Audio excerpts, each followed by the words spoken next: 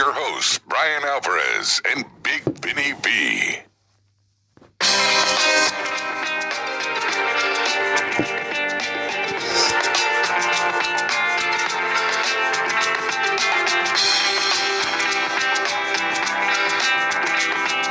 All right, everybody, it's the Brian and Vinny Show here on March 8th, 2020. Figure4online.com/wrestlingobserver.com. Granny's going to join us here in just a moment. But first off, Rob is here today.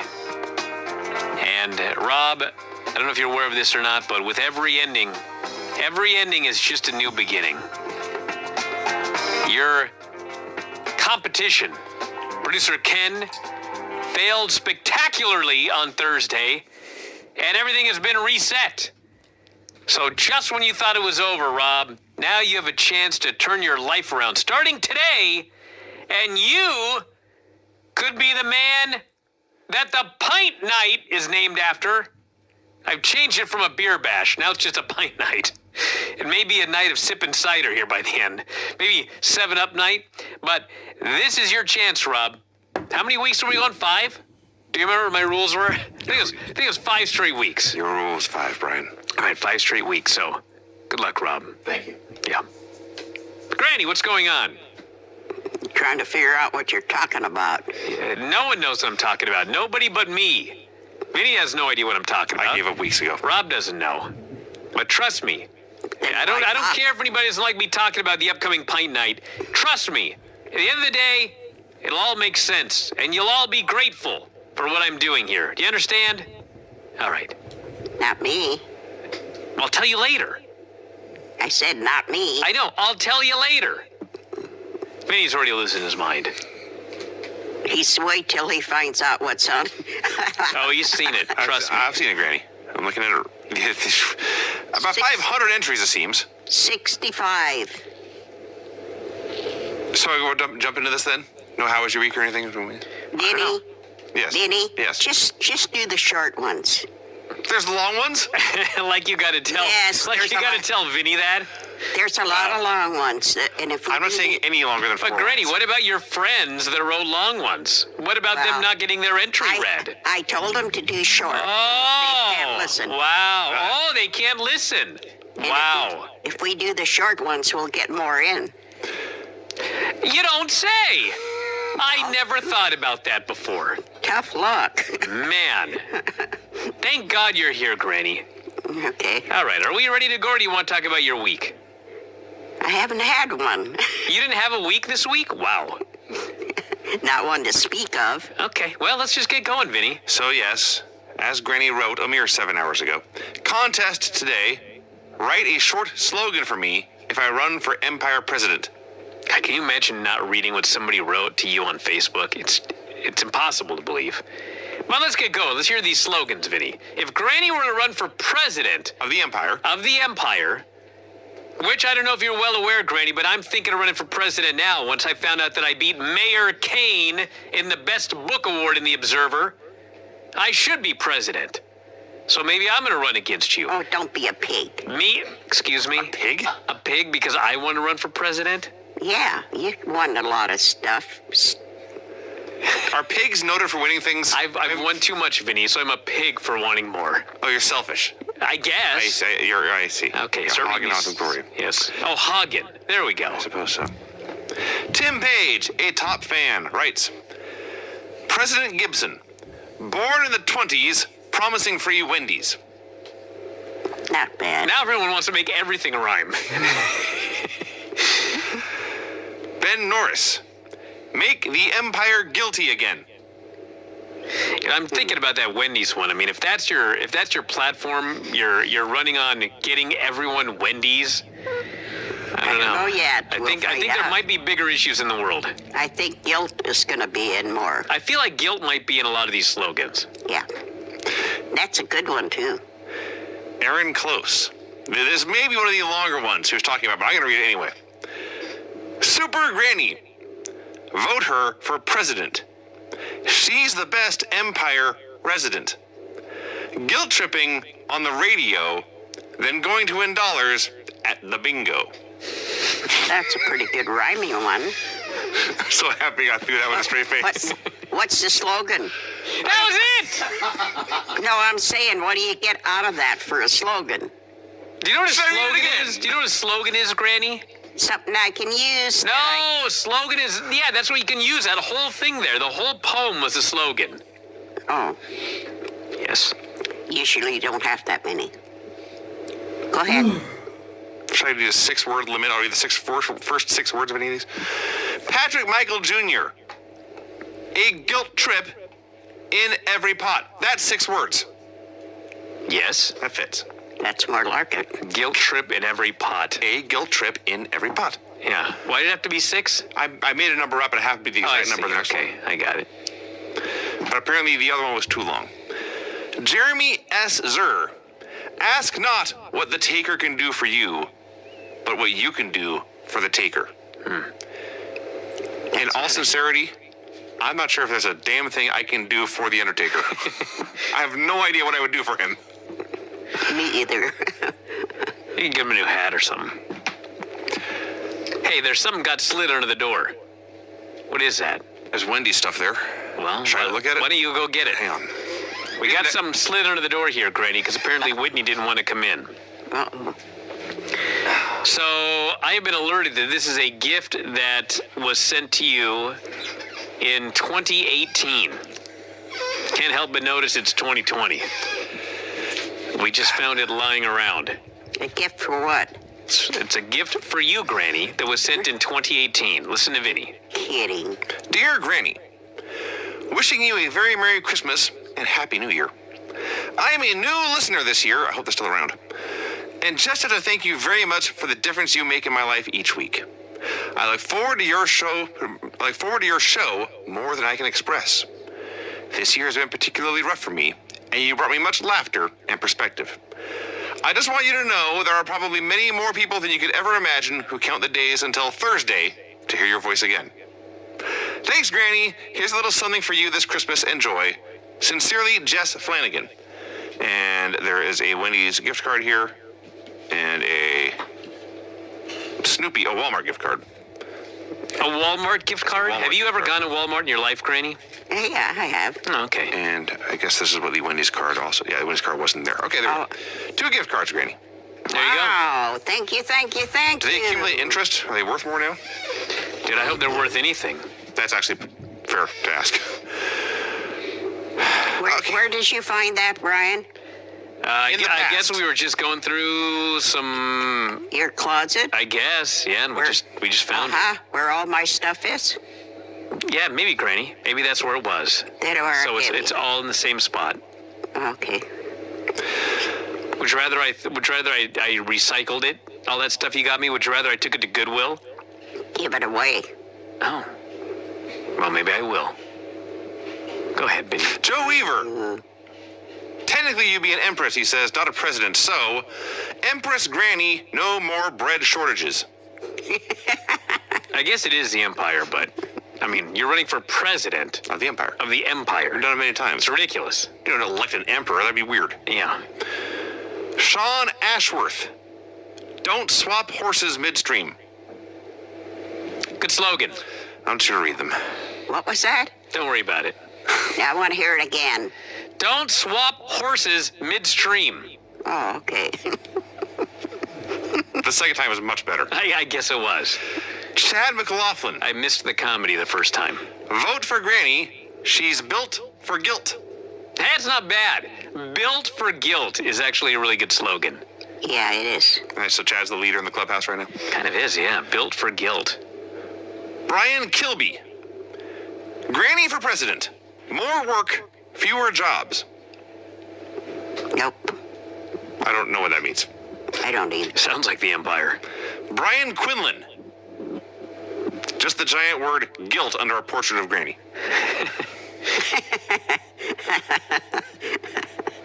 That might work. Kimberly Johnson. Granny / Undertaker, hear the call. Galactic Guilt and Bingo Tuesdays for all. Galactic guilt? Wow. I'm more intrigued at the idea of Undertaker going to Bingo Tuesday. Dude, I wouldn't be the least bit surprised if Undertaker goes to bingo every Tuesday. Josiah McDonald. Granny 2020. Guilt trip Gibson for a better empire. Not bad. Not bad. Marcelo Crow. Vote for Granny or vote for war. Wow. Wow. Strong. No. You know, when I think of the peace candidate, I really think of Granny. Paul Sandman Weir. A cure for coronavirus and Brexit. No. Okay. Andrew G. Caruth. Vote for Granny. If not, you will feel immense guilt. That's a good one. How dare you not vote for Granny? I'm insulted you didn't vote for me. Granny 2020. Preach Paul. Granny 2020. Chin chops and slap kicks for every geek. It's a lot of geeks, right? It's a lot of chin chops and slap That kicks. is. That's hundreds of millions. It's a lot of big problems. Matt Loveridge, a top fan. Granny 2020, equal guilt for all. Ah. But it's not Granny. There is a It's not unfair amount of guilt directed towards me. It's not like you give me and Vinny the same amount of guilt. That is true. So that would be. You know what? She could win on that because she'd just be flat out lying. Skylar Mishra. Truth, liberty, and guilt for all. About 40 more of these, I think. Pursuit of guiltiness. Chris Sands, a top fan. Granny 2020, guilting the Empire one jabroni at a time. Interesting.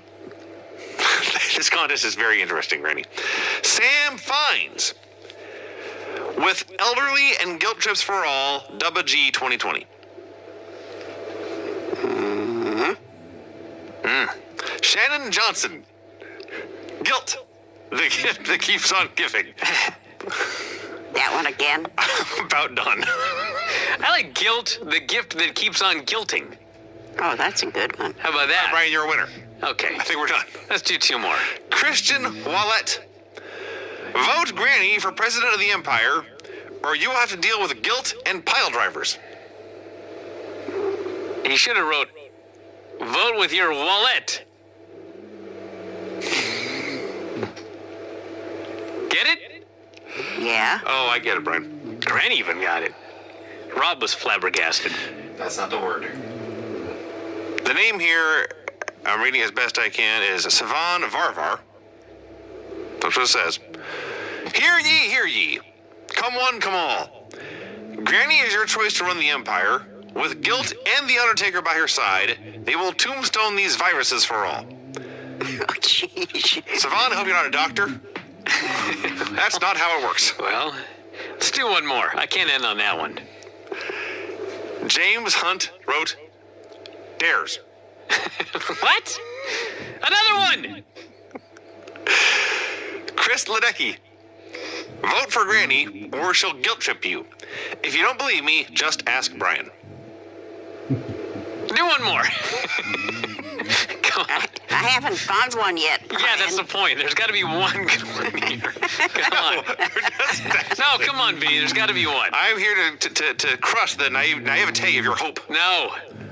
David Greenbeck, a top fan, by the way. Oh. So if anyone's going to have a good one, it should be a top fan.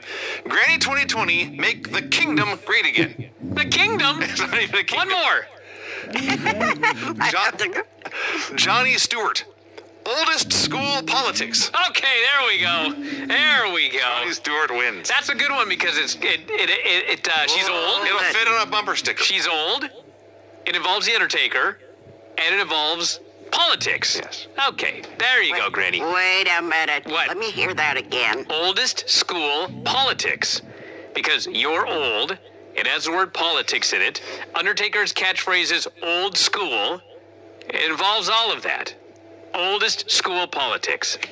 I don't know if I like Vinny that. is feverishly looking for one more good one, and he's just coming up blank. A lot of Wendy's jokes. A lot of guilt jokes. Well, that's okay, but are they good?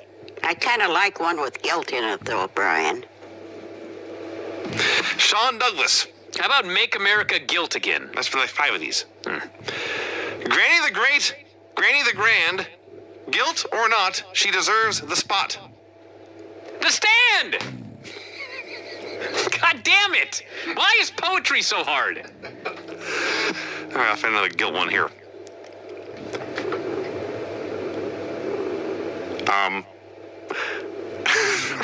Rodriguez, who is somehow a top fan. Don't vote for the candidates who are sappy.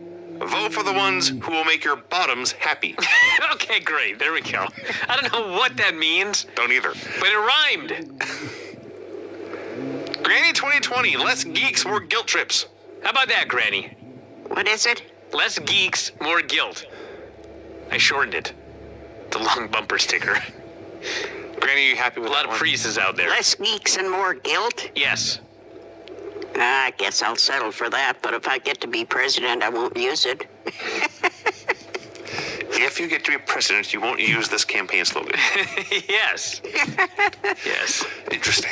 I'll make up my own. Well, what's so interesting about that, Vinny, was Trump's inauguration. Well, he has used this campaign slogan for years since, so. Okay. All right, well, let's get going here. What do we Wait a got for minute. wrestling? Who was that? Oh, my God. Make up a name, Vinny.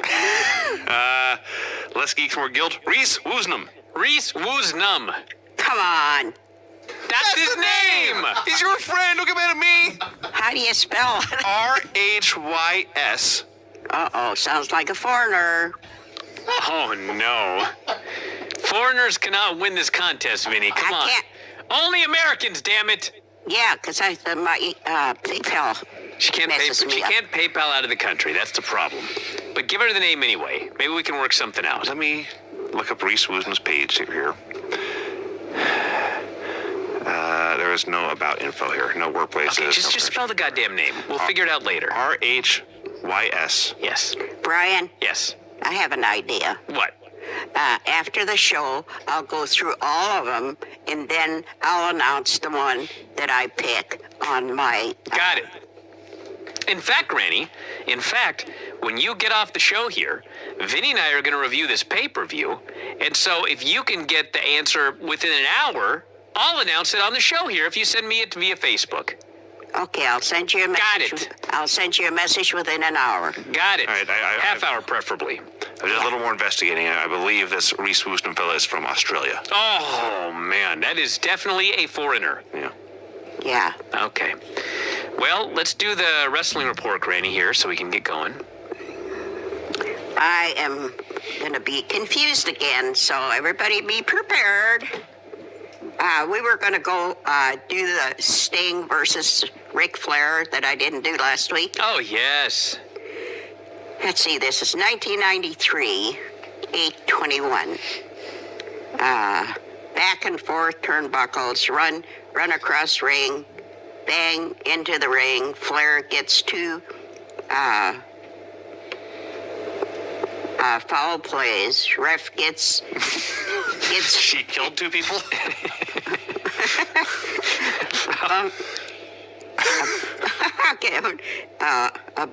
a bunch of 2 counts and 1 elbow on the back of the head.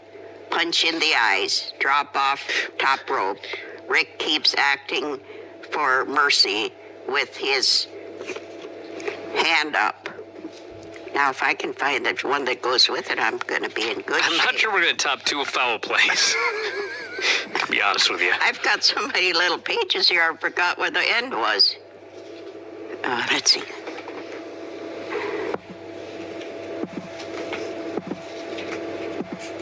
Okay, I'll do this one. No. I can't find the ending. Oh, bummer. How did that end, Brian? How did a random Ric Flair Sting match end? How the hell should I know? Well, look it up. Dude, they Look up! They wrestled 1,000 times, Granny. I don't know which one you watched. Because I don't have the ending here. Well, what did you give it? What do you score? remember happening? Who do you think won? I think, let's see. I think Rick must have won. I'll give that a 5 and throw it away. Ric Flair versus Sting gets a 5 and gets thrown away. Okay. I think she knows who won. Oh, then I want to talk about today's show. Good. You reminded me just before I wanted to take my nap, so I thought, well, I'll watch it and see what's going on. And then they had all this big cage mess, and it's such. This show was nap-inducing, Granny. Actually, I think about Can it. you imagine what it cost them to build that cage with 4 different ones in each corner and 2 guys in each corner, and then they go through the whole thing, and A waste of money. Ridiculous.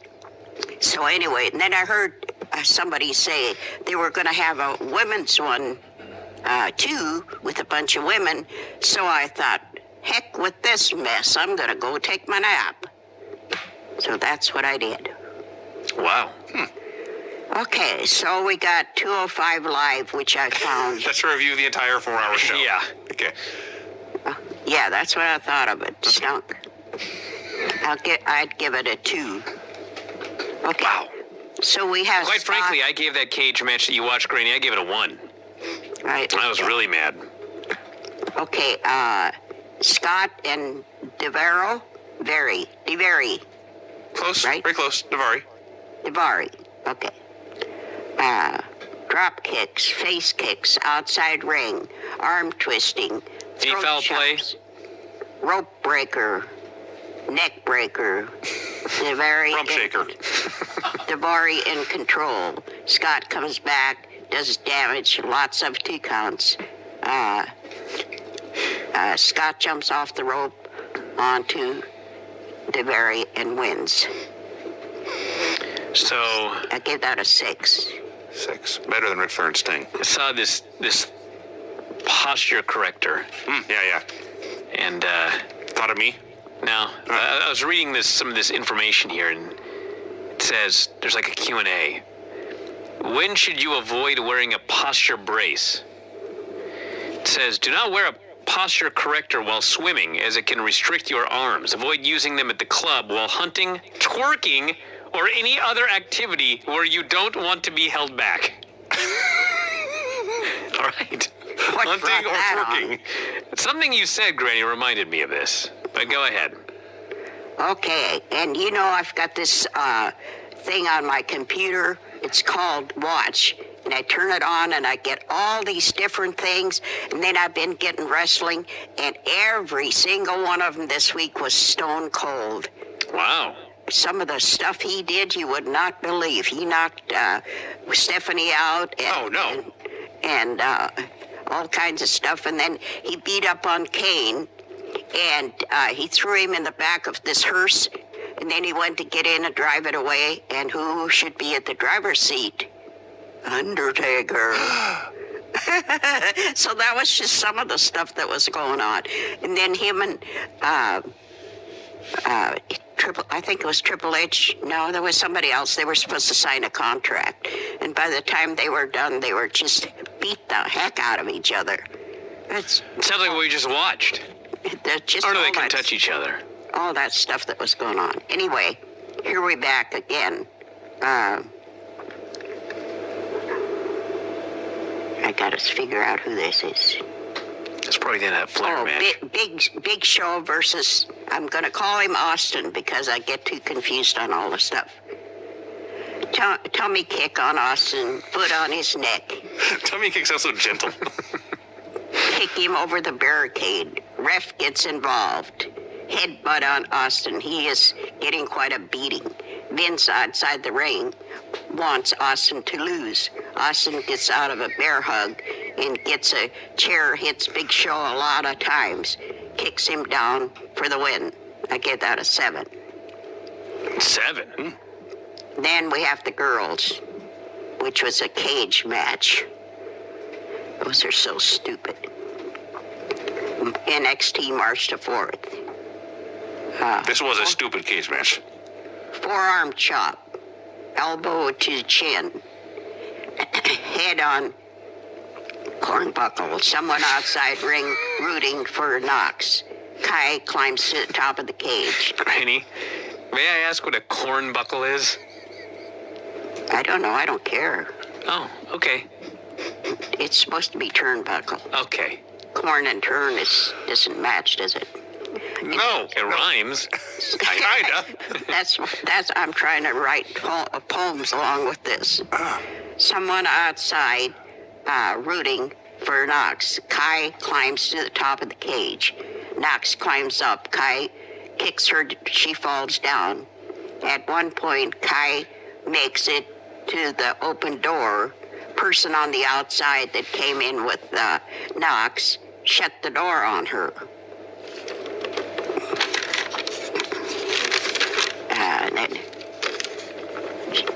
And then Sting. Kay put on back up on top of the cage again. Knox goes up, gets knocked down. Again, the person outside drags Knox out of the ring while Kai is still on top. And Kai tries to do something, and the gal from the outside slammed the door on her whole body. Yikes. Get what I mean? Oh, I get what you mean, all right. Absolutely, yes. Her whole body was smashed by that metal door.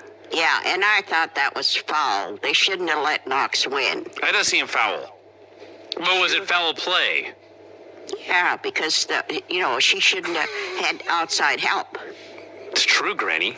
It's true that at 90 years old and not a wrestling fan, you understand what a cage match is all about. It stinks. And these people can't figure it out. I gave it a 4. Oh, You know what's, man? I think that's actually a very, very fair score. It's about a 4. I'm most amazed, and this is not a comment on you, Granny. It's a comment on them. I'm pretty sure that you got Tegan Knox and Dakota Kai confused on every single thing you said. Wow. But you've done that. I challenge you on that one. Yes. All right, we'll watch it together, Granny. Let's not. I don't want to watch that match again. You don't want to watch it? I insist. I refuse. She's the president. I've got you there. Not yet. That's okay, true. You're not going to be any member of my group when I get You're not going to be in her cabinet. You bet. Or closet. Remember when I had to sleep in your closet? I just got a few things. They're all I messed should be guilting you for the rest of your life because you made me sleep in a closet. Would have been better than falling off the bed and hitting your head, and then you wouldn't be around. Anyway, congratulations on your trophy. Thank you, Granny. I appreciate that. Whatever happened to reading a little bit of the book every day? WrestleMania 23. Vince is in the ring. Foley comes out. And they're talking We just about weave in and out of different I have no idea what's happening, universes. yes. bygones being bygones, and hardcore. Foley, Patterson comes out to face Austin. Promo by Austin against Vince. WrestleMania 23? Austin and Kane fighting through. The hell is going on? What are you reviewing? I don't know either. Skip it. Okay. Normally I would make you finish, but not this time. Let's skip that one. Okay. WrestleMania 23 was the one with Donald Trump's hair on the line. Okay, we have one here where somebody beat up on the ref. How much wrestling did you watch this week? I watch so much of it, and I make notes, and by the time the show comes, they're such a mess, I can't even figure out what they are. Oh, Lord. And some of them I did without recopying because I get so tired of it. Oh.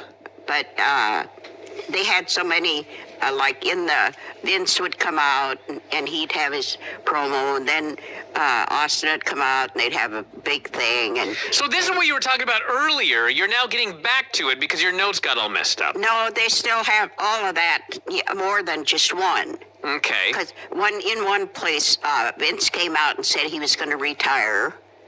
And then Stone Cold or Austin came out, and there was a big deal going on. And then when Austin knocked Steph out, Triple H come out, and he was so mad, and he beat up on Austin pretty bad. Triple H sounds like a salve.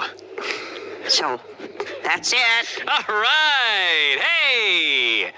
Well, good job, Granny. Okay. Hey, keep watching that wrestling. Oh. I always think I'm going to get it done early, and then I should wait till the last day. But if I'd have waited till the last day, I'd be doing it now before you called. Oh, thank God that didn't happen. Yeah. All right. Well, we're going to get going now. Okay. We got to review the rest of this pay-per-view. Okay, and I'll let you know as soon as I can Please. about the winner. Let me know as soon as humanly possible so I can alert everyone on this show. Okay. Okay. Bye. Bye-bye. All righty. Man, oh man. Indeed. Well, I guess we'll begin. WWE Elimination Chamber. Oh, yeah, I forgot about that. We have to review the Elimination Chamber, everybody. Y'all excited? Let's go. WWE Elimination Chamber, March 8th, 2020. Your opener is Daniel Bryan versus Drew Gulak. Actually, Vinny, what you missed, and I don't blame you, is there was, in fact, a pre-show. I turn it on, and it's David Otunga and Charlie and this Peter Rosenberg fella. And then somebody else. I don't even remember. But it's a 1 hour pre-show, and they've got to do one wrestling match on it. So I turn it on during Observer Live. I'm just watching these people talk. And they talk, and they talk, and they talk. And they talk, and they talk, and they talk. And finally we get our match. Our dark match. Your free match is the Viking Raiders versus Hawkins and Ryder, The Edgeheads. the former tag team champions. Yeah. I thought they might get 7 minutes with a big commercial in between. 4 minutes and 50 seconds. The Viking Raiders defeated them. That's your pre-show match. These pre-shows sound critical and Yes. something you And you have to make sure you say pre-show because Vince hates that term, so I like to say it. Pre-show. What term does he prefer to use instead of pre-show? It must be the kickoff show. Even though it's not football. No, it's not. There's nothing to kick. No, and even football doesn't have a kickoff show. There's a kickoff and the game starts. So anyway, that's the kickoff pre-show match. Go ahead. So yes, Daniel Bryan versus Drew Gulak is the opener. Do you realize, Brian, that 1 year ago at Elimination Chamber, Daniel Bryan went into and out of the show as WWE Champion? Really? And here he is working the opener. Now, having said that, I suspect if you told Daniel Bryan he could have good wrestling matches, do whatever he wanted with whoever he wanted in the opener, as opposed to being part of the show in the main event, he'd probably take the opener every time these days. Well, you know what's funny about it is, as I look at the matches on this show, the less Vince cares about something, the better it is. It's been that way for years, but it's abundantly true. I mean, maybe Vince really loves his storyline, but, I mean, I don't think Vince gives Daniel Bryan and Drew Gulak's program 10 seconds of thought on a regular day. Not a chance, no. So they got to go out there, and here's the whole storyline. Drew Gulak grew up idolizing Daniel Bryan, but the storyline is he watched so many matches that he found all of his flaws. And so he's been telling this to Daniel Bryan, and he keeps coming up with different geeks to try to beat Daniel Bryan using his knowledge, but Daniel Bryan beats each of the geeks. And so finally, Daniel Bryan says, well, why don't you try it Sunday at the pay-per-view? And they do this match, and lo and behold, there you go. They had a very, very fun match. And they wrestled the story of the match matched the story of the program. Because for the first, 18 of these 20 minutes, Drew Gulak was undeniably one step ahead of Daniel Bryan. He out-wrestled him. He got the better of striking. The few times Bryan did get the advantage, Gulak escaped and put him in the same hold. He was matching him move for move, in fact, being ahead of him move for move. You know, I have a lot of really dumb people that follow me on Twitter. I have many, many intelligent people as well, but I have a lot of dumb ones. And I put a tweet out there about how Daniel Bryan had been watching Zack Sabre Jr. versus Sonata matches, and for some reason, this made people so mad, or they just didn't even know what I was talking about. So I'll explain it to you. Zack Sabre Jr. is a technical wizard. And his gimmick is, no matter what you do, he counters it into one of his moves. Well, whenever he faces, of all people, Sonata, who is not known as like a technical wizard, for some reason, every time he wrestles Sonata, Sonata's the guy that counters all of his moves into something. I see. Hence, why I said Daniel Bryan has been watching a lot of Zack Sabre Jr. versus Sonata matches. It's a compliment. I was putting him over. I was putting over the match. So they proceeded to have the least WWE match I've seen on a big WWE show since Walter and Pete done a takeover last year. Like, I couldn't believe this was being done in a sports entertainment program. And the people, to be perfectly frank, weren't sure what to make of all this grappling and counter wrestling being done. Well, the closest to this, you don't watch it, but there's Buddy Murphy and Aleister Black on Raw. I say a big show. Yes. Raw does not count. Yeah. There's way the fuck more people watch Raw than this show. Tell you that much. Well, Not even close. in theory, the pay-per-views are the big shows, the TVs are not. Regardless. So, there's one spot near the end where they were trading suplexes, and I think what happened was Daniel Bryan wanted to take a German suplex and flip all the way over and land on his feet. Drew Gulak, however, wanted to throw a normal German suplex and plant him on his shoulders. So, they did not get all the way over, and Daniel Bryan came down on top of his head, and we all shrieked. I actually don't know if he was trying to flip over. Because I don't know. I don't know what happened. Drew went to suplex him, and Daniel Bryan just decided, I'm going to jump twice as high as I normally would. And he went up and he landed on his head and neck, and he was dead. Well, actually, it's funny, he was not dead. He actually immediately started his comeback. Well, kind of. He rolled outside and they did the very close 9 count. But then he made his comeback. His comeback. I think he rolled outside to make sure he was still alive. Once he realized he was still alive, said, I gotta end this match quick. I don't know how much I have left after that.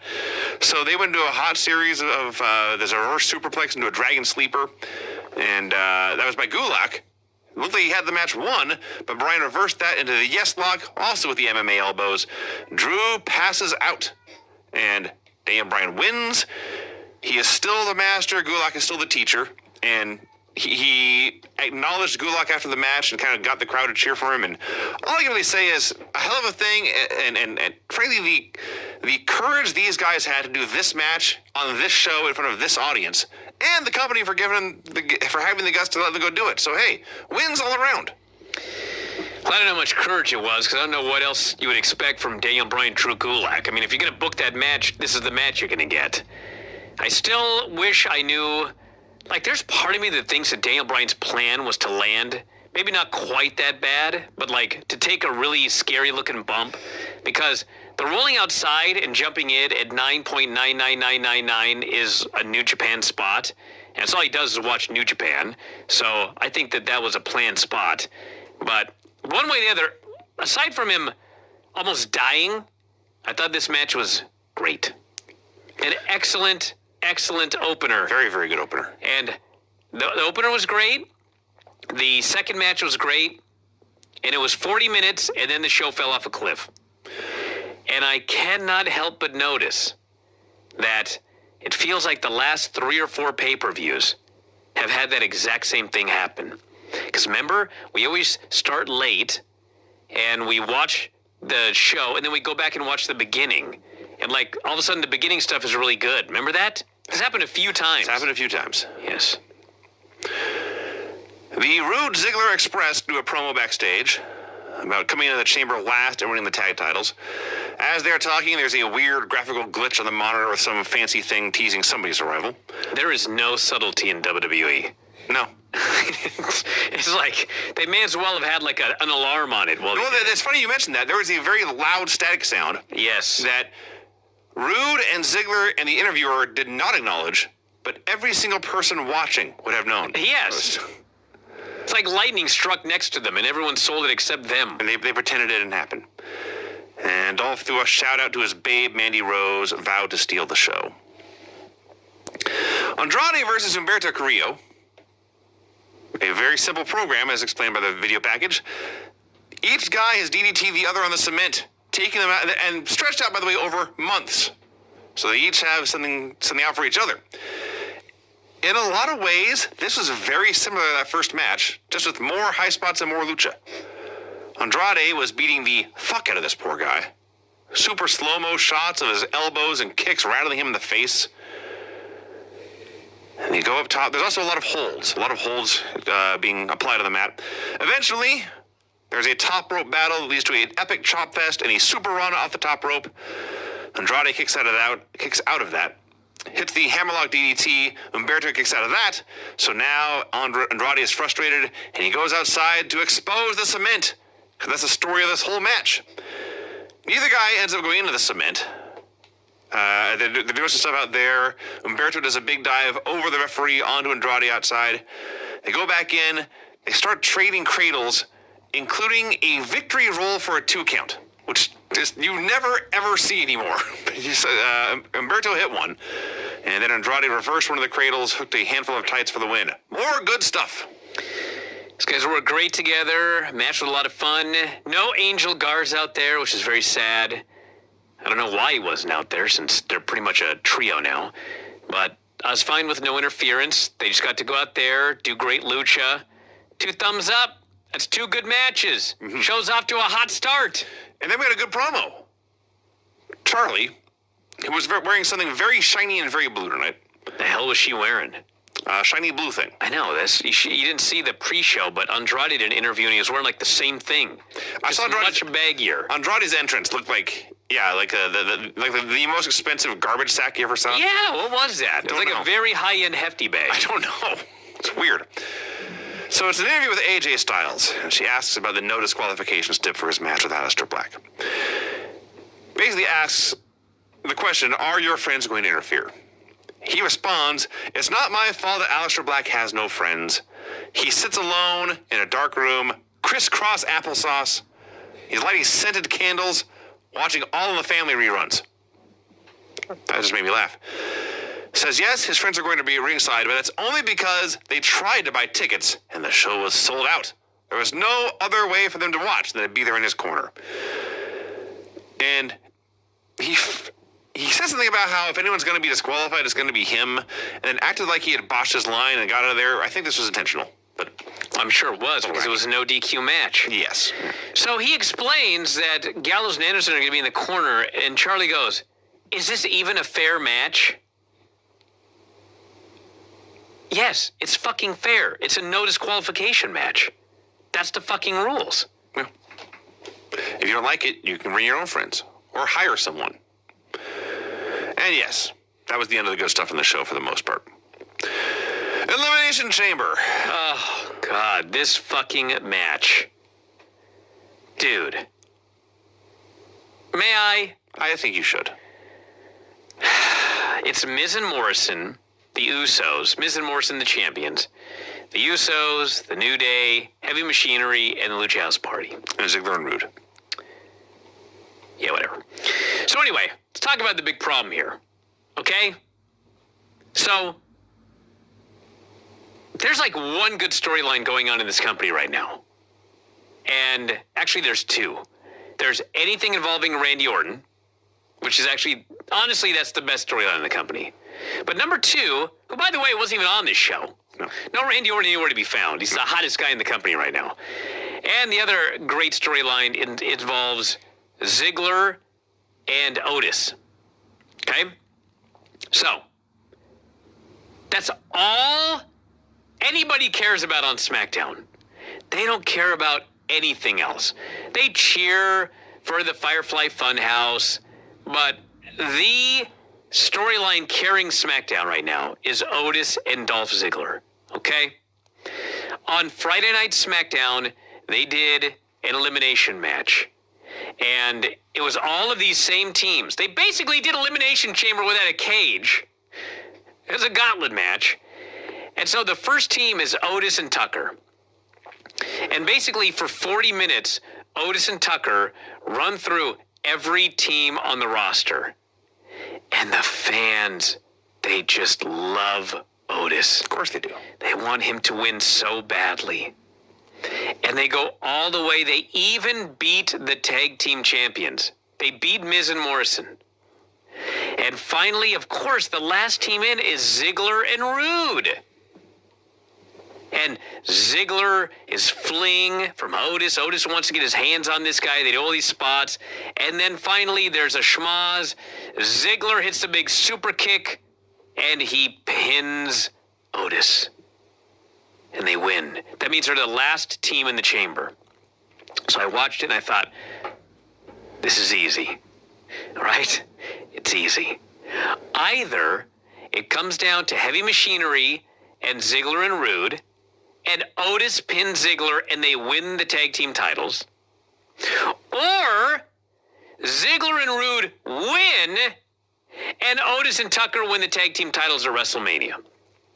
Now, of the two choices, if it's me, I would add Otis and Tucker win this match because I don't trust going 3 more weeks without Vince changing his mind. Get the goddamn belts on this guy quick. Those are the only 2 things you can fucking do. Do you understand what I'm saying? Those are the only 2 things that you can do here. It's the only 2 things anybody cares about in this company. Randy Orton or Ziggler and Otis. They do not care about Miz and Morrison. They do not care about the fucking Usos. They don't care about the New Day. They don't care about the Lucha House Party. They don't care about any of these people. Not to mention, we've seen the Usos win the titles 15 times. We have seen the New Day win the titles 15 times. Miz and Morrison, someone's going to go, well, they just won them. You can't take the belts off them. Well, I just fucking saw them take the belt off Braun Strowman. He just won that fucking belt. The fact of the matter is, you can take the belts off them if the other story is better. You know what's better than Miz and Morrison reuniting and finally winning the titles that nobody cares about? Ziggler and Otis.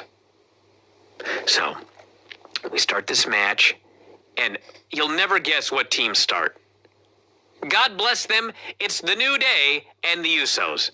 I've seen them wrestle 1 billion times.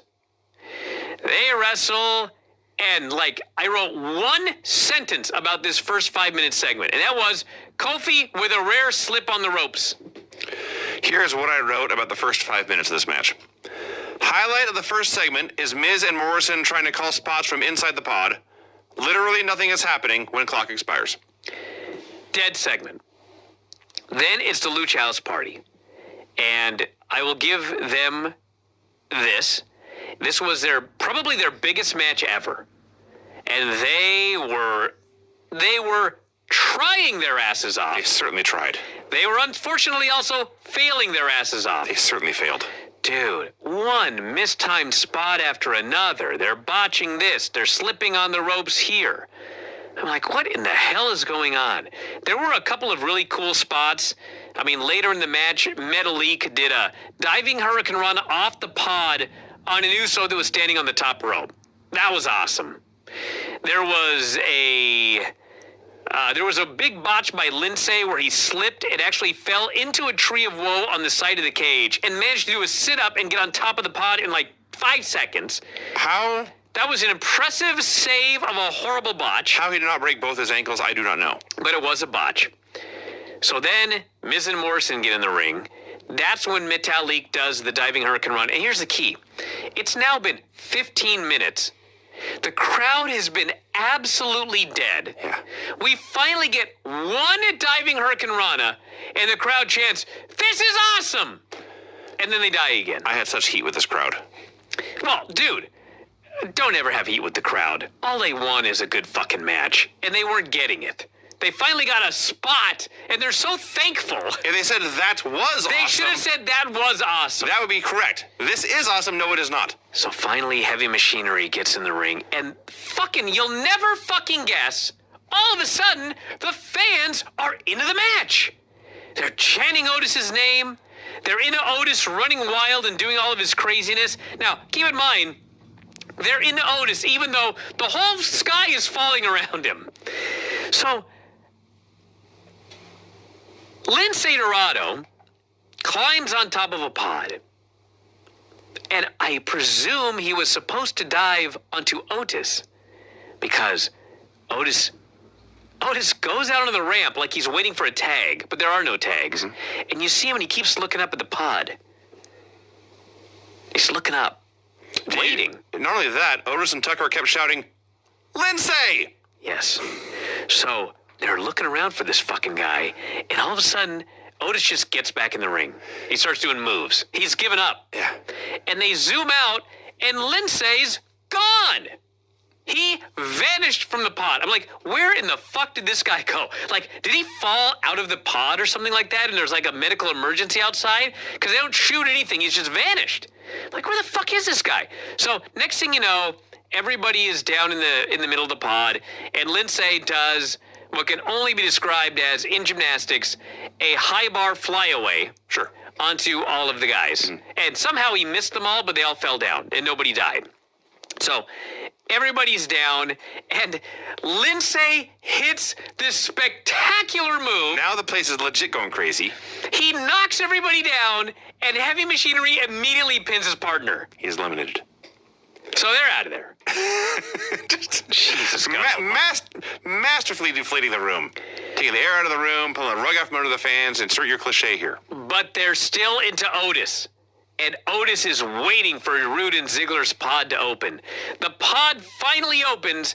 Heavy Machinery goes after them. But the heels hold the door shut, so Otis can't get his hands on Ziggler.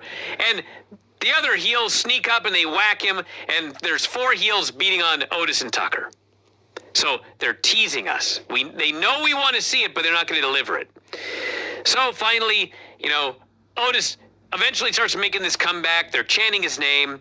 And Otis takes this run to wipe out Ziggler. Ziggler moves. Otis goes through the pod and the side of the cage, which I guess there wasn't even a side of the cage there. That was weird. And he crashes on the ground. He's dead. So now Tucker's alone. And just like on SmackDown, when Tucker had to go it alone for a while, and the fans are cheering him on, the fans are cheering on Tucker. Go, Tucker, go! Tucker gets double teamed, and he's pinned. And Heavy Machinery is eliminated. The fans are fucking furious. And I forget what they're chanting asshole. They chant asshole because Rude and Ziggler eliminated Otis. And I'm thinking, fine, okay? You eliminated Otis, but you know what? You actually did get a lot of heat. These fans are pissed off at Ziggler and Rude. They win. They got to go on and win and get those tag titles so they can defend them against Otis at WrestleMania. I'm fucking typing this shit out.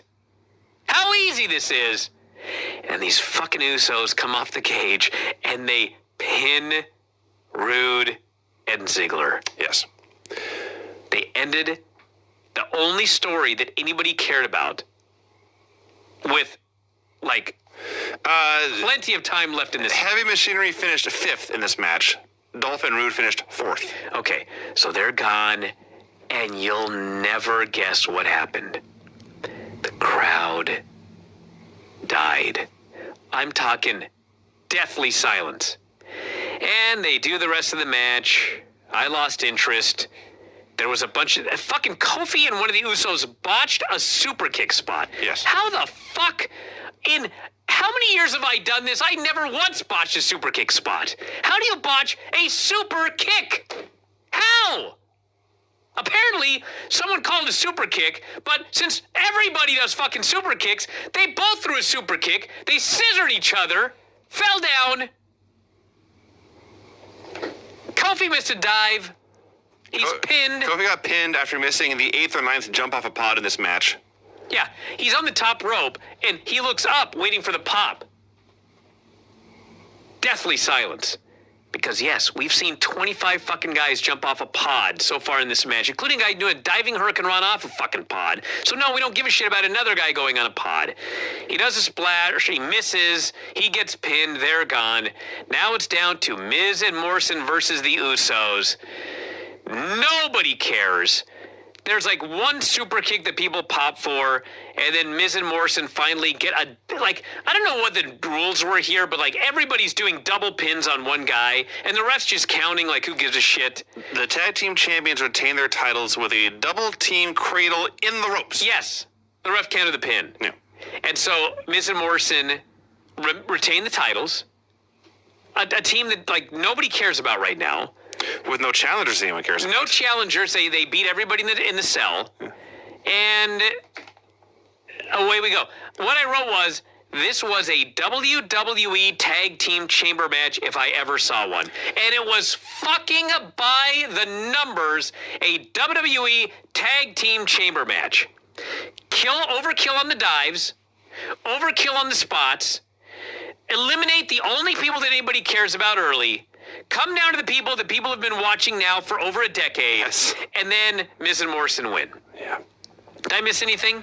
I can only add that I thought there were like 5 good minutes in a 25-minute match. Yeah. And not 5 minutes in a row either, just scattered here and there. I mean, dude, the wrestlers, the professional wrestlers in this match, they worked their asses off. But you know what? I watch a lot of wrestling every week. I see a lot of guys working their asses off. I need more than that. And the story of this match was horseshit. It fucking sucked.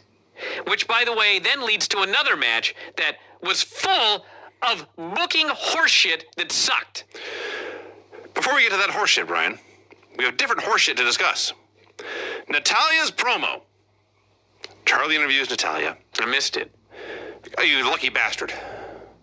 Charlie's question is something about how I know you have an Elimination Chamber match to prepare for, but I would be remiss if I did not ask about your dear friend, Beth Phoenix. So Natalia cuts this promo about how Beth will be okay, but Randy Orton won't be okay once Edge gets his hands on him. And she's particularly appalled, not because Randy Orton attacked Edge's head and neck and tried to put him out of wrestling again, not because he RKO'd a woman, no. He questioned their skills as parents. That's why Natalia's outraged. She moves on to herself. Tonight, of course, she is in the main event. And she says, in the Elimination Chamber, she will unleash her legacy. I don't know what that means. Sounds dangerous. This was horrendous. And then, I would not have thought it possible to fuck up AJ Styles versus Aleister Black. That's the key. They fucked it up 6 ways from Sunday. Dude, when they announced Aleister Black, AJ Styles, I was like, dude, I saw Aleister Black, Buddy Murphy tear it up week after week. It's fucking AJ Styles and Aleister Black. I was so looking forward to this match, and they ruined it with their shitty booking. So it's no disqualification. Why? I watch Raw, and I have no idea why this is no disqualification. AJ comes out with his friends. They promoted this match as, because it's no DQ, AJ's friends are going to interfere. That's the story of the match. They begin this no DQ match with headlocks and clean breaks and teased interference. Not just interference. Teased interference behind the referee's back. They must distract the referee so they aren't caught cheating in this no DQ match. So it's abundantly clear this match is not going to end until Gallows and Anderson interfere. Why don't you just get it over with and stop wasting our time? So no one cares about anything. I tweeted how stupid it was that the OC in a no disqualification match were not interfering. Oh, no, this conversation. And then this fucking guy goes, Yes, you found a dumbass. oh, dude. And I usually don't respond. A dumbass found you. This was like a level of stupidity. He's like, well, the ref will throw them out. And I said, well, what if they don't leave? And he literally goes, I don't know. And then the best part was, they eventually interfere, and the ref didn't throw it fucking out. Yes, if you're going to interfere 20 minutes in, why just interfere 2 minutes in? Fuck if I know. Why did you waste my life? I have 20 minutes I'll never get back because of this. So everyone knows the match isn't going to end until that point, so they don't care about anything that happens up till that point. The only thing of note in the first 20 minutes of this match is that AJ Styles, who has a match with The Undertaker at WrestleMania, at one point teased a tombstone but did not hit it. Yee fucking ha. So eventually, the OC hits the ring and they attack Aleister Black. To which somebody, it may have been Saxton, I don't know, I don't care. One of the announcers says, quote, "I was worried about this." Worried? They advertised it. This is when it was promoted. So, Aleister's getting beaten up 3-on-1. You hear the sound of Granny doing the Undertaker song? We should get one of those and play it every time he shows up. Undertaker shows up. He chokes out Gallows and Anderson. He chokeslams AJ. Then he disappears. Aleister Black hits the Black Mass and pins AJ. And that's the end. No, that's not the end. Tell me more, Brian. So as furious as I am about how stupid this match is, and again, AJ and Aleister, God bless these two, they worked their ass off in this stupid fucking match where anybody with an IQ over 80, and judging from my timeline, I got a large percentage of people with an IQ under 80. Anybody with an IQ over 80 is like, why the fuck aren't they interfering in a no DQ match? Why are they interfering behind the fucking referee's back? This is fucking dumb. And they finally start interfering. AJ is beating the shit out of this guy. Then him and 3 other guys are beating the shit out of this guy. They're killing him. No one cares. They're killing Aleister Black. He's dying. The lights go out. Lo and behold, here comes the fucking Reaper. The Undertaker kills AJ. He succeeds. Unlike the OC, he kills AJ. AJ's fucking dead. Aleister kicks him for good measure and pins him.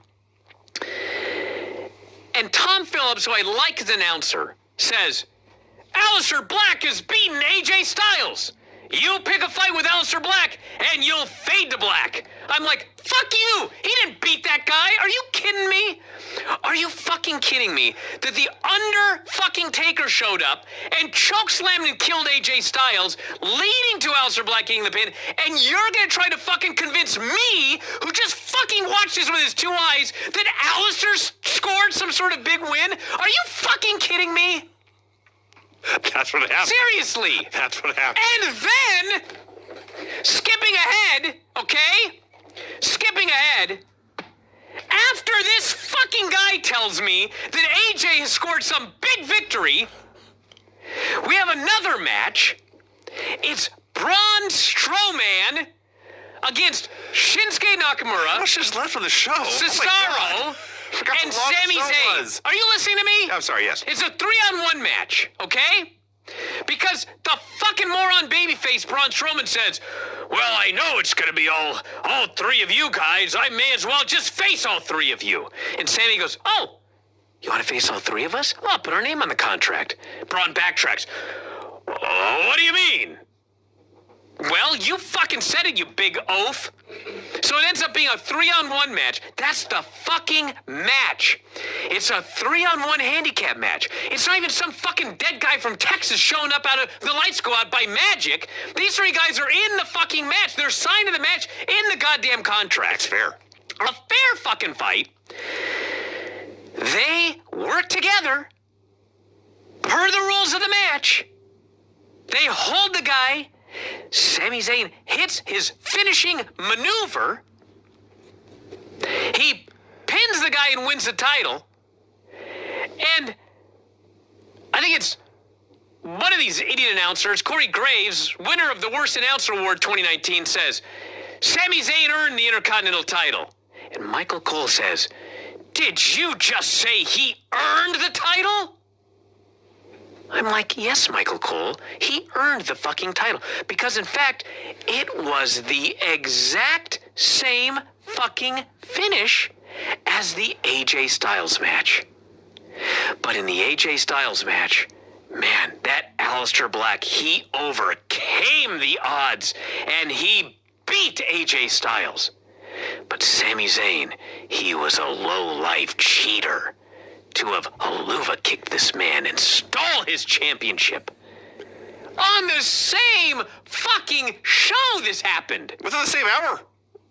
So anyway, this was horseshit. Horseshit.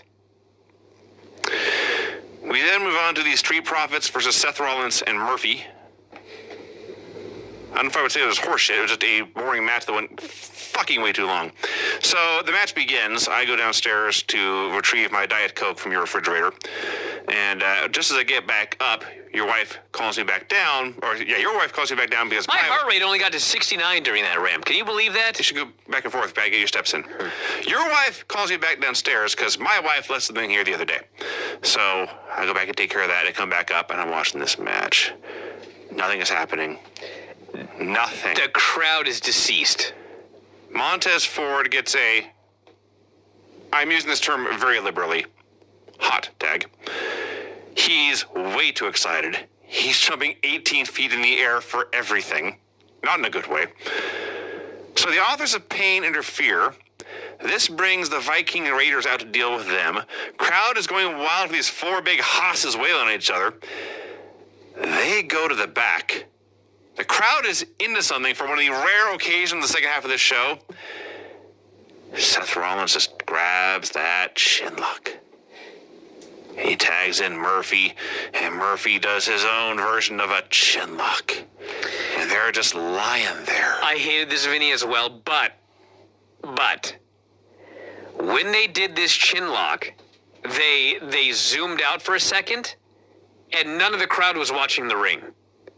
So I think there may have been a fight in the crowd, and so they figured we'll just hold this chin lock here until the fight is dissipated. I hope there was a fight in the crowd, because I bet any fight between any two random Philly drunks would be better than this match. Apparently it was, because they were watching that and not the ring. So I'm watching these guys lay on the mat doing nothing here in this pay-per-view, and it's silent in the ring, in the crowd, on the microphone, and then one of the announcers just says, "A brief moment of calm." Because that's what I like in my championship sporting events. Brief moments of calm. We don't want too much excitement, Vinny. We have come on. Another hot tag by Dawkins. Literally the crowd goes, yay. They cut him off. It's being very generous, by the way. They're working him over. I am so desperate for a reason to leave the room for a third time during this match. Thank the Lord your cats came up to harass us. I had an excuse to go kick the cats out of the room and play with them for a while. Sadly, I cannot play with them enough. I came back, the match is still going on. So here's what I see when I come back. Murphy is crossed on the top rope. The Street Profits are going to give him a double superplex. They're both standing on the middle rope, going to give him a superplex into the ring. Seth Rollins rolls in from out of nowhere. He power bombs the two Street Profits, who in turn give Murphy the superplex they were trying to do anyway. They all collapse, and then Rollins also goes down, and he rolls right back outside. What happened to him? He should be fine. Owen shows up. He throws popcorn at Seth. And I simply wrote here, the Profits win with a splash or something. If I'm wrong, I don't care. I got nothing to add. Here's clips of the Viking Raiders beating Hawkins and Ryder on the pre-show, I believe it's called. I have a video clip of Braun Strowman saying, you asked me to watch this clip, Brian. They eliminated the part where Strowman looks dumb. Did they really? And they tried to make him just look brave. Oh. He outright said, I'm willing to fight. I'm going to be fighting all three of you anyway. May as well be at the same time, or something like that. There was certainly no regrets or hesitation or second thought on his part. I try to remember the exact line he used, but when Sammy called him on it, he said something like, "You're gonna twist my words," or something like that. And I'm like, nobody twisted your words, fucker. That's exactly what you said. I'm gonna face all three of you. So they all beat him up, put him through a table. Okay, Braun Strowman does his entrance. That's like 2 minutes right there. Whoa! We cut backstage for Shinsuke Nakamura and Cesaro standing there as Sami Zayn cuts a promo. There's not a knock on Sami. Sami cut a hell of a promo here, explaining this feud, the situation, the setup, the match. The key is, as he noted, they have been feuding 4 months. And Braun has yet to lay a finger on him. Not a hair on his head. That is going to change tonight, however, he says, because he is going to take care of things. He'll have Cesaro and Nakamura stand on the apron, maybe for the entire match. He'll make sure that Intercontinental title comes back where it belongs. So he does this big, long promo. Then they do their entrance. They come down to the ring. And then we get like 5 minutes of here's all the international announcers.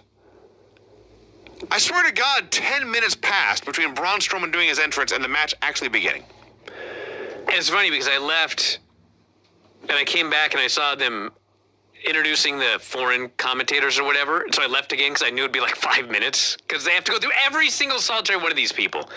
And literally when I came and sat down, the announcers actually said, Strowman's been standing in the ring this whole time. They actually said that. Well, he was. I was like, Jesus.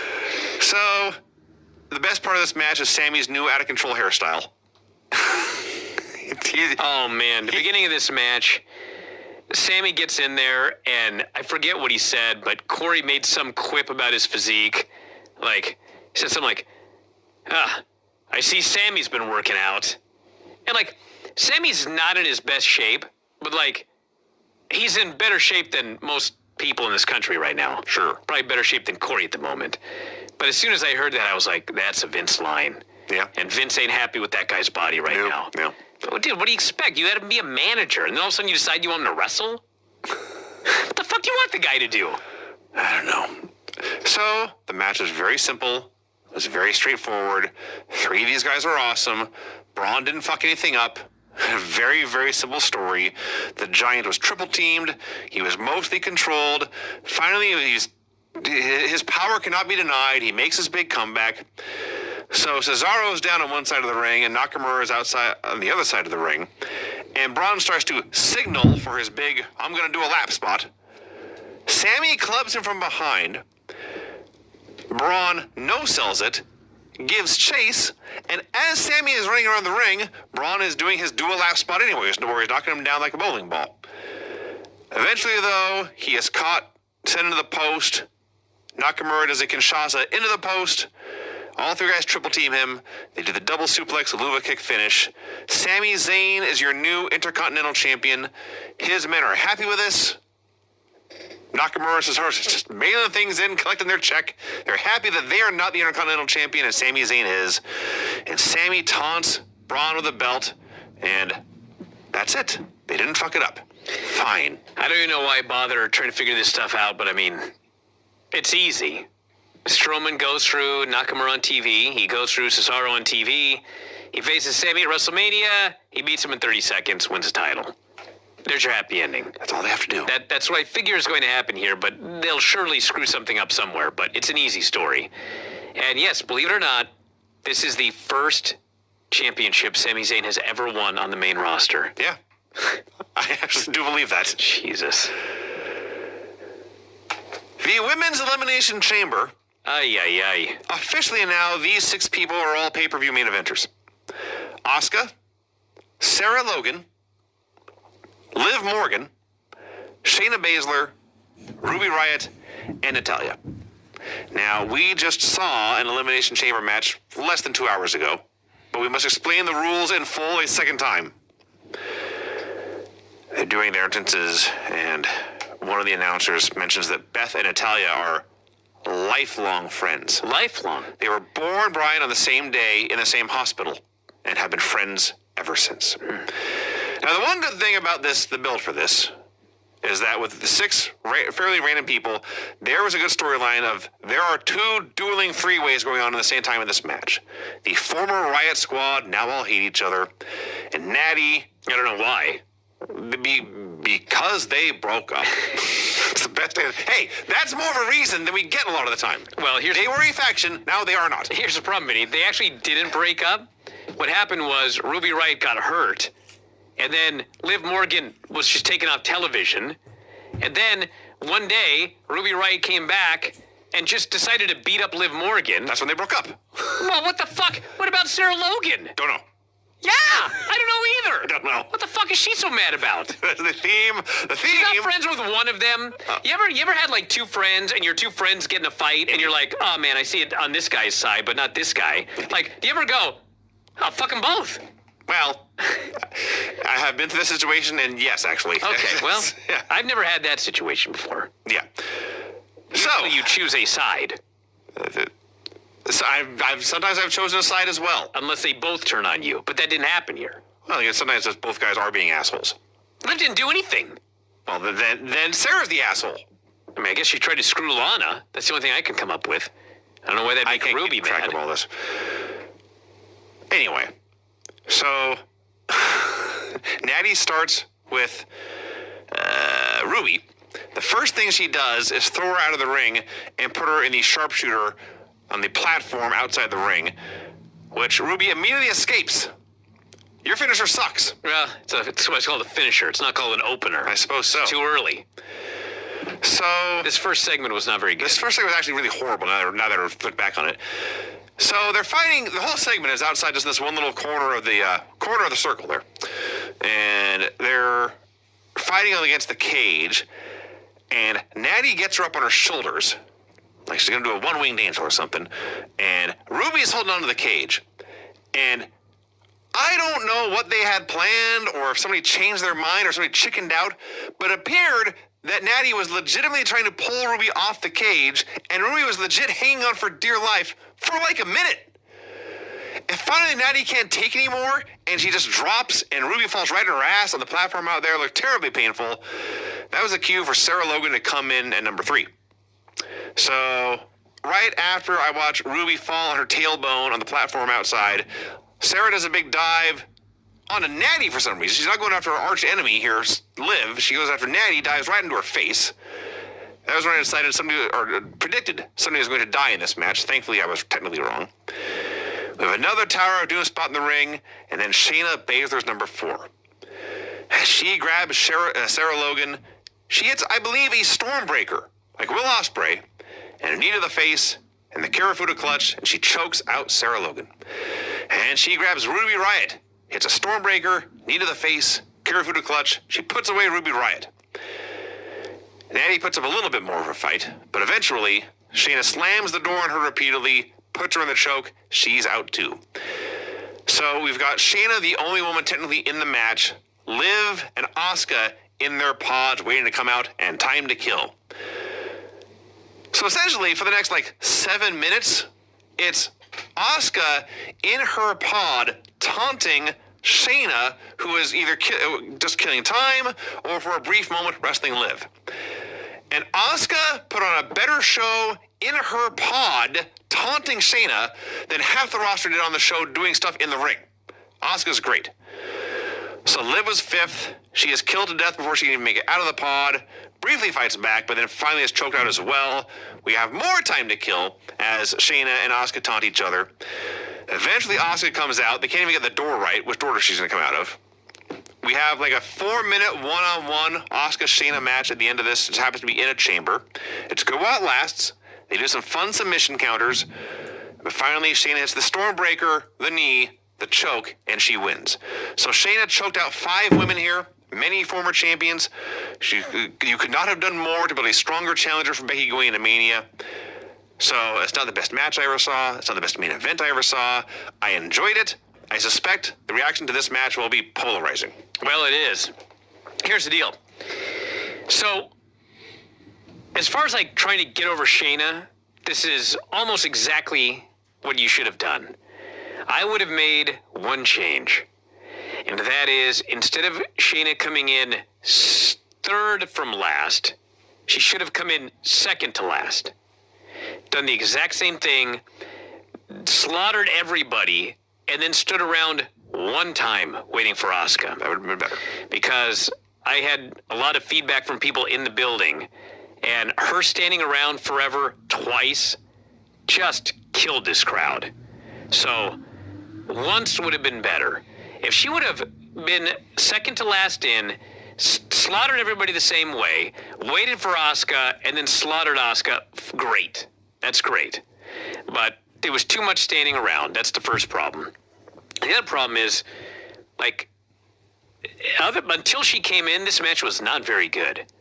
And No, it was often quite bad. it was not working. The wrestling was not good.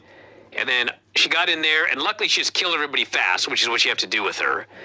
And to me, her and Asuka was not very good. I was expecting it to be way better. I thought that they were sloppy together, and I just was not blown away by it. As far as like what the point of the match was, it was 2 thumbs up. The point of the match was to get Shayna over as strong as humanly possible to face Becky Lynch at WrestleMania. And quite frankly, in a week, nobody's going to remember that this match was that bad. They're only going to remember like the point of the match, getting Shayna over, having her kill everybody and stand around in the cell. So from that perspective, I give it 1 thumbs up. The actual in-ring, I give a thumbs down. So I think that's the fairest analysis that I can give.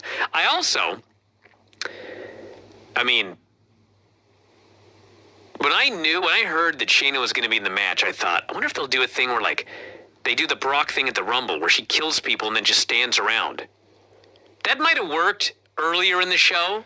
This was the fucking main event. This is the main event. It's the last match on the show. The other big difference is the Rumble. Those eliminations are allegedly 2 minutes. Sure. These sessions are 5 minutes each. Yes. That's a big difference. So I was thinking, I know it's International Women's Day. Is there a better reason this was closing the show? Becky didn't even fucking come out and confront Shayna. No. And we know she was there because she was watching on TV backstage. Yes. So I was thinking, okay, other than that, like, why is this headlining?